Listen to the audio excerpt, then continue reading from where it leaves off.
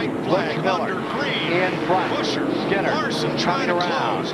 Truex trying to get him to the leader. How do they make the block, Kevin? Kyle Larson is going to get there one more time. You see Chris Busher back down on the bottom of the racetrack. Kyle Larson's going to have one more shot at it, and it's going to become a cat and mouse game as you get into turn 3. Which direction to go? There you go. Goes inside it. Here comes Skinner comes Larson up top. Here's All the way Skinner up down top. on the Busher. He's on the inside. outside. He's For in the finish. position. He's He got it. puts the And here finger comes right in the Truex. door. They're going to close right Here to they the 2 come out leaders. of board. Coming to the Side line. by side. Clash To the together. line. I think you get it to Miller. I think it's Miller. I think it's Miller by 2 inches. That's Skinner.